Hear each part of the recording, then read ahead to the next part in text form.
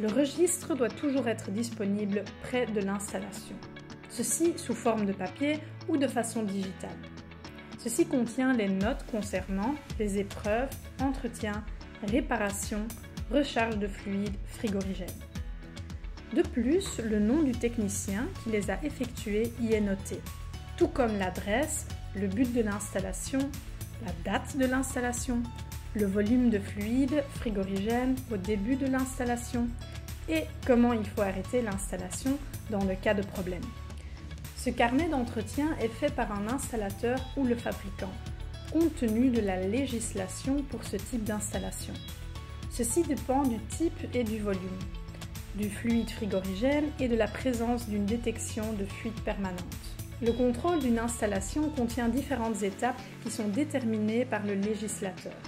Le contrôle d'une fuite ne peut être effectué par un technicien certifié de classe 1 ou 4. Dépendant du type de fluide frigorigène, il faudra faire plus ou moins de tests de fuite périodiques.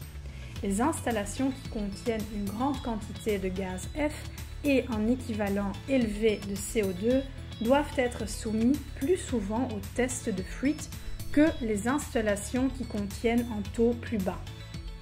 Si jamais on détecte une perte de liquide frigorigène, il faut faire un contrôle de fuite à l'aide d'un détecteur de fuite. La fuite doit être localisée et immédiatement réparée avant que l'on réapprovisionne le gaz.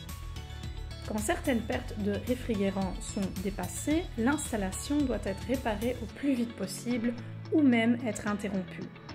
Dans le cas de grande fuite, il faut le signaler au gouvernement. Il est possible que l'installation doive intégralement être remplacée.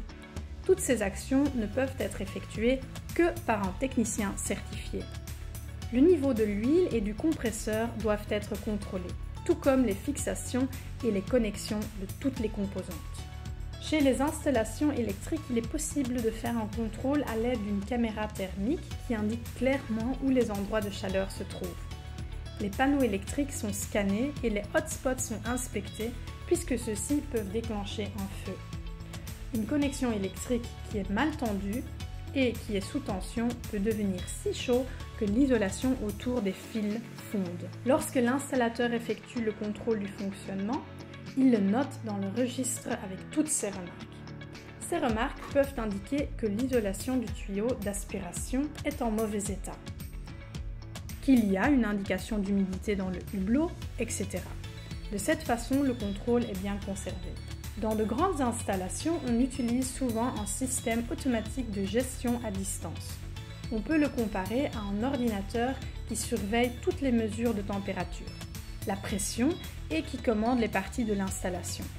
Si jamais il y a une rupture, on peut changer les valeurs à distance et faire les recherches sur les interruptions. Pour la plupart des alarmes, il y a des avertissements ou des icônes sur le display ou le panneau électrique.